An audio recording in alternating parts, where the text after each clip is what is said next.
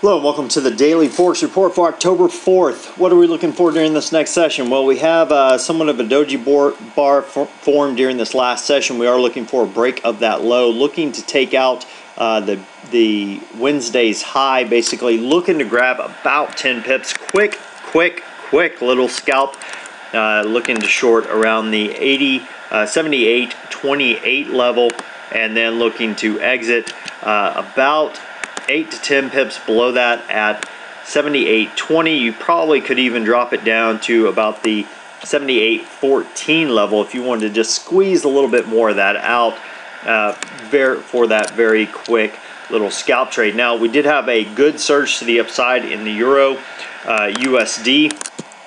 Not sure if that's going to continue into Friday's session. Let's take a look at currently what's happened so far. You can see that we surged to the upside pretty much all of the session, pulled back a little bit and started moving sideways into this new session. Now we do have a nice little trend line that we'll probably pull back to. Here's one right here. Let me go ahead and draw another one that might have a little more significance. Basically, look for a drop back down to the 129.70 mark, 129.75 mark. We could see it drop down to that point. If so, at that point we've pulled back a pretty significant amount, and then we can look for it to retrace about 50 pips to the upside. You put your stop loss about 35 pips below this other trend line at 129.45, and then look for it to cruise on up to the 13,000 level. That's if this 13,000 level doesn't hold.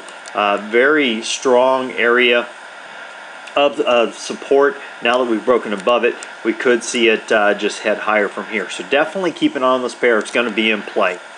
Well, let's take a look at news announcements for this next session. We do have a couple of news announcements. The Bank of Japan is releasing their rate decision sometime during Friday's session. No consensus on the time. However, it appears that they are going to hold at 0.1%. At least that's what the consensus is. Now at 2:30 a.m. Eastern, we have the Bank of Japan governor releasing, I guess, a news report at that time. Of course, the numbers have already been released, so the news report shouldn't really matter all that much. Now at 8:30 a.m. Eastern, we have the Canadian net change in employment. Consensus on that is that it has dropped from 34.3K down to 10K. We also have the unemployment rate for Canada being released tomorrow at 8:30 a.m. Eastern. Consensus is that it's going to hold at 7.3%.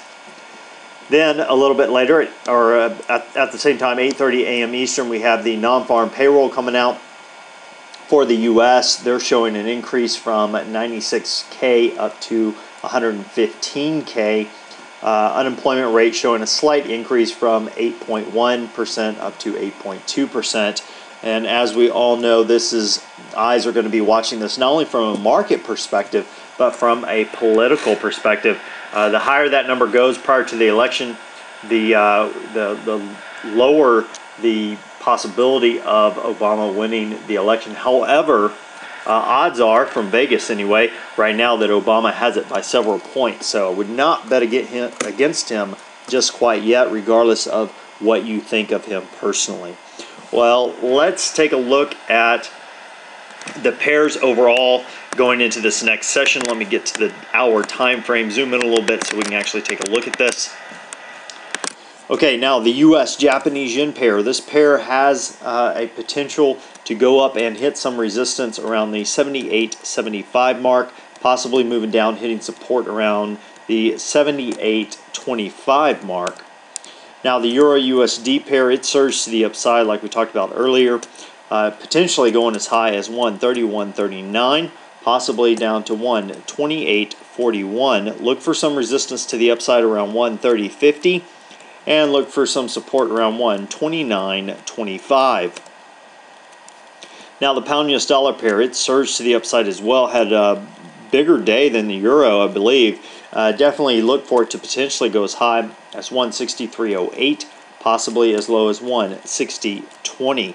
Look for some resistance around 162.25, and look for some support around 161.25.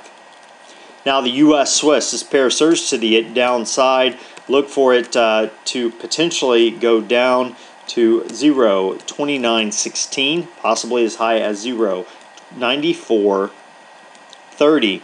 Look for some resistance around 0.9350, and look for some support around 0.9275. Well, that pretty much wraps us up for today. Until next time, this is Jason Fielder. Good trading.